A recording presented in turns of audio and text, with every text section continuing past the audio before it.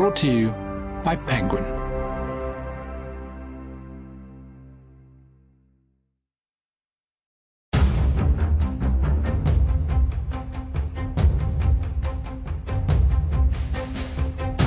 The President's Daughter by Bill Clinton and James Patterson. Read by Tony Goldwyn, Fajer Al-Kaisi, James Chen, Jeremy Davidson, Amanda Dolan, Peter Ganim, Dion Graham, January Lavoy, Mary Stuart Masterson, and Soneela Nankani.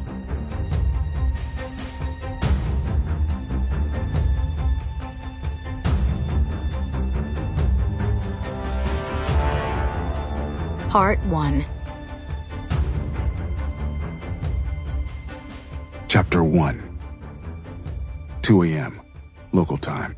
Gulf of Sidra, off the coast of Libya. Aboard a Night Stalker's Special Operations MH-60M Black Hawk helicopter codenamed Spear 1, Navy Chief Nick Zeppos of SEAL Team 6 checks his watch. 5 minutes ago, he and his crew departed from the USS Wasp amphibious assault ship, outbound to their high-value target this deep, dark night. If he and his crew, along with other SEAL fighters aboard a second Black Hawk helicopter, codenamed Spear 2, are fortunate, they will track down and kill Asim al-Ashid well before the sun rises. Zeppos spares a quick glance at his team members, packed in tightly around him in 2 crowded rows. In the loud, vibrating helicopter's interior, they're mostly silent, some sipping from plastic water bottles, others leaning over, hands tightly clasped. Up forward, the Night Stalker's pilot and co-pilot, from the famed 160th Special Operations Aviation Regiment Airborne, are flying at low altitude, about 10 meters above the choppy water, instruments glowing green and blue. Zeppos knows that every SEAL team member inside the dimly lit helicopter is going over the upcoming mission, thinking about their training, then clearing their minds for what's ahead. Killing Asim al-Ashid. It's been a long-range goal of the American intelligence agencies and military.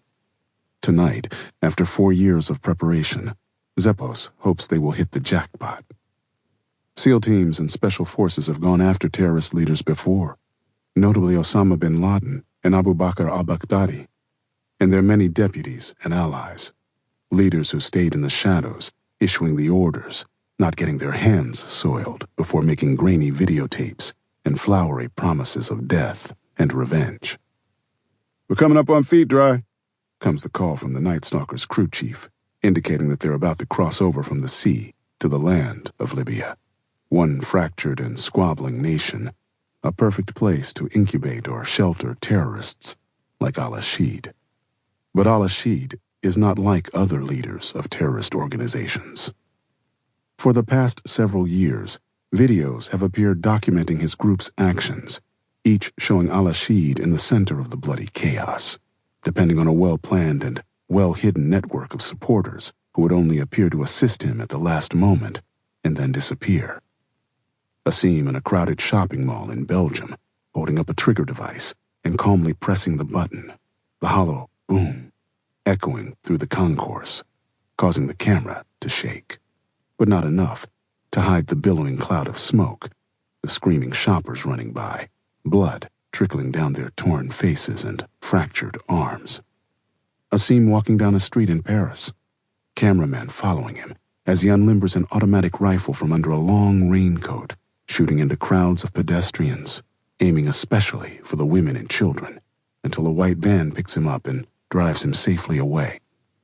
Asim standing behind 2 sobbing female aid workers from the United Nations in the Sudanese desert, their legs and arms bound, as he calmly goes from one to the other, wielding a large sword and beheading both of them, their blood spattering his clothes.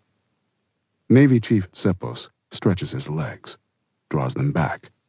Twice before he's been on raids, once into Yemen and once into Iraq, where the intel indicated a good probability that Asim was there, but good wasn't good enough.